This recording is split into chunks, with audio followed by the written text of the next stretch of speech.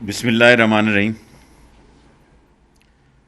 1999 के बाद कल सुबह 11 बजे हम केसीआर पुराने ट्रैक पर अभी 42 किलोमीटर पिपरी से लेके सिटी स्टेशन तक चलाने जा रहे हैं। और मैं ये सारी कोचेज़ हमने रावलपिंडी कैरेज फैक्ट्री में बनाई हैं। और कौम ये जानकर खुशी होगी कि हमने इस 2.5 साल के दौर में कोई चीज़ इंपोर्ट नहीं की। हमने कई टेंडर लगाए लेकिन वो सिंगल टेंडर आए, और हमने साबका हुकूमतों की तरह पेपरा रूल के तहत किसी सिंगल टेंडर को अप्रूव नहीं किया। इसलिए जो कुछ कर रहे हैं, बना रहे हैं, यहीं पे बना रहे हैं। अगला मरहला कराची सिटी से औरंगी तक है। ये 14 किलोमीटर है, और मरहला वार इंशाअल्लाह साल 1.5 साल में या मैक्सिमम 2 साल में एक तारीख़ी केसीआर कराची के लोगों को देंगे। इमरान ख़ान के दौर में केसीआर इंशाअल्लाह ताला मुकम्मल होगी और लोगों को ऑरेंज लाइन की से बेहतर सहूलतें हम प्रोवाइड करेंगे।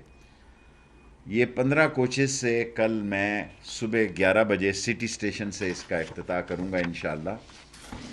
और 40 कोचेज़ हम बना रहे हैं कि दिन में ये 4 दफ़ा अप और 4 दफ़ा डाउन, यानी 8 फेरे ये लगा सकेंगे। सिंध हुकूमत ने 44 किलोमीटर पर अंडर पासेस और पुल बनाएगी ताकि कराची शहर की ट्रैफिक मुतासर ना हो और क्रॉसिंग जो है इसमें इन्वॉल्व ना हो। और हमारा पूरा तावन सिंध गवर्नमेंट के साथ है और वो इस पर काम कर रहे हैं। फिर हम बीओटी बेसिस पर मॉडल पब्लिक प्राइवेट पार्टनरशिप के तहत एक जदीद अर्बन ट्रांसपोर्ट चलाएंगे। ये जदीद अर्बन ट्रांसपोर्ट इलेक्ट्रिक होगी, फेंस्ड होगी और 80 किलोमीटर की रफ्तार से चला करेगी। अभी ये ट्रायल चल रहा है और ये जो हम 42 किलोमीटर सुबह से चला रहे हैं, ये पिपरी से लेके कराची सिटी तक 2-2 फेरे अभी लगाएंगे ताकि बेहतर सूरत हाल, लोगों की भी गुंजाइश देख लें कि लोगों का इस पर रिस्पांस क्या है। हमने 8 महीनों में ये 43 किलोमीटर का ट्रैक बनाया। 14 किलोमीटर ट्रैक नया बहाल किया है और ये सारा कुछ रेलवे ने अपने तौर पर ये सारे काम किए हैं, जो कि रेलवे के अफसरान और मज़दूर और सारे इस पर मुबारकबाद के मुस्तहिक हैं। मैं मुख्तसर बात करता हूँ सियासी तौर पर। मैं मौलाना फजलुर रहमान साहब से गुजारिश करना चाहता हूँ कि वो कोई इल्ज़ाम लगाने से पहले उसकी तहकीक फरमा लिया करें।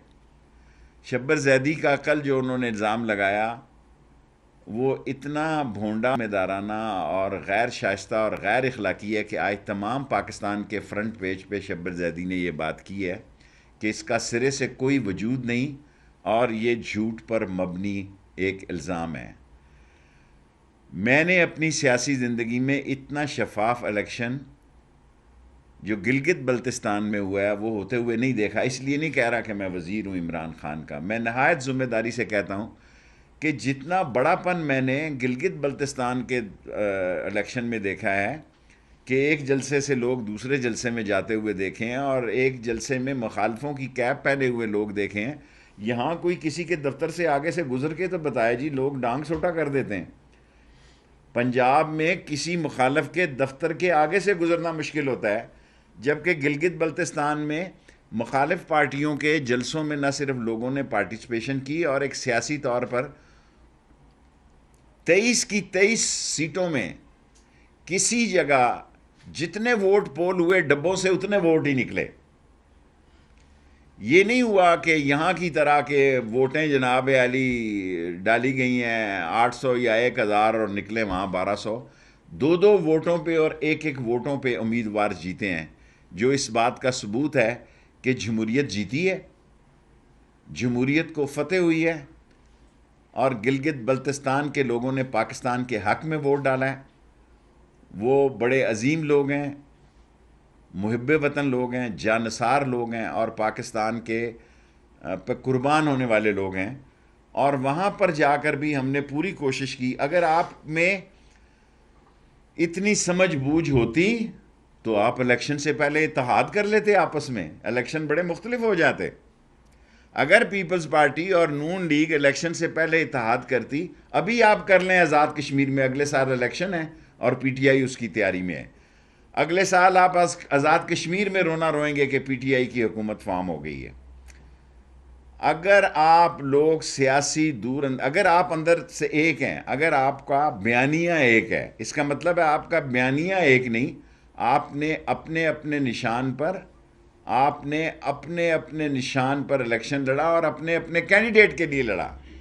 اور حفیظ الرحمان جو کہ مسلم لیگ نون کے صدر ہیں اور وہاں سے کینڈیڈیٹ ہیں، ان کے چیف منسٹر تھے، جو بیان ٹی وی پہ رات میں نے ان کا سنا ہے، انہوں نے کہا کہ سندھ کا پیسہ، ٹھیک کہا یا غلط کہا مجھے نہیں معلوم، یہ اس کی گور گردن پہ، انہوں نے کہا سارا گلگت بلتستان پہ لگایا گیا.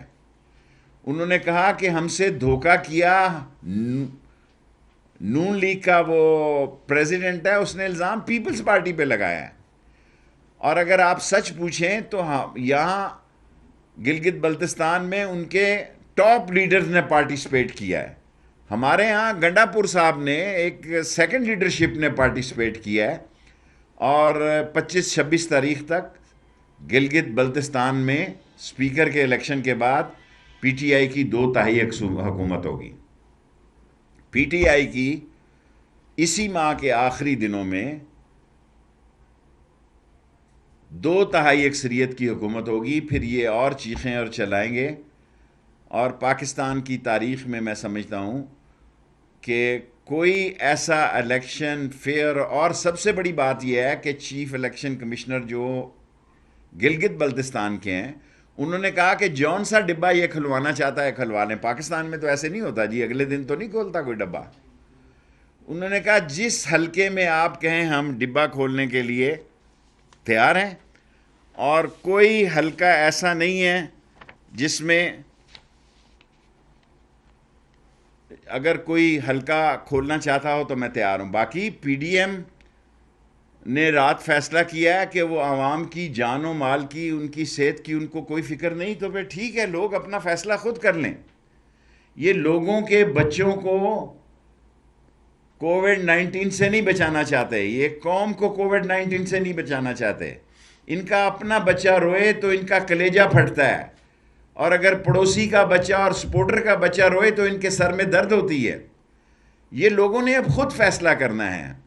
اور مجھے خوف ہے کہ اگر اگلے مہینے تک، دسمبر تک، 30 دسمبر تک یہ کووڈ-19 زیادہ پھیل گیا تو یہ صرف اپوزیشن کا مسئلہ نہیں، حکومت کے لیے بھی بہت بڑا مسئلہ ہوگا.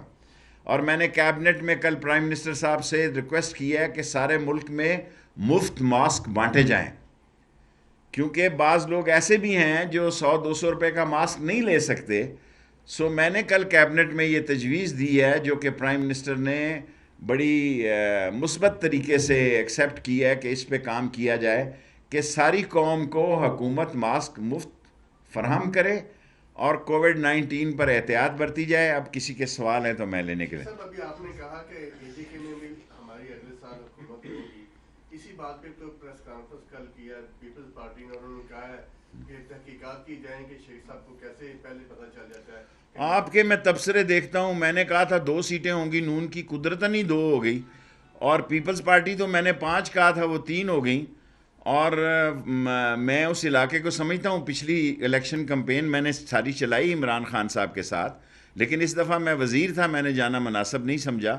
اگر جاتا تو پھر بہت ہی طوفان کھڑا، اگر میں کمپین میں جاتا تو پھر تو بہت طوفان کھڑا ہو جاتا کہ سارا کام ہی میں نے خراب کیا ہے. جی جی بتائیے پہلے کہ وپریت سے جس وقت آپ سٹی اسٹیشن تک ٹریک لے کے جائیں گے تو اس میں ملیر کا آتا ہے، کارساز ہے، تمام ایریاز ہے، کتنے اسٹیشن ہوں گے اس میں جو ویری فائدہ گڈ کویسچن. دوسرا یہ کہ میں نے گزشتہ روز مریم نواز سے یہ حفیظ الرحمان کی بات کی تو انہوں نے کہا کہ ہم نے منع کر دیا ہے بلتستان کے تمام نمائندوں کو. تو کیا آپ یہ سمجھتے ہیں کہ لیڈرشپ اپنے مفادات کے تحفظ کے لیے نچلی جو پارٹی کی چھوٹی لیڈرشپ ہے ان کو خاموش کروا رہی ہے؟ دیکھیں، سیاست اپنا رستہ خود بناتی ہے. بالآخر سیاستدان کو سیاسی لوگوں سے ہی بات چیت کرنے پڑتی ہے.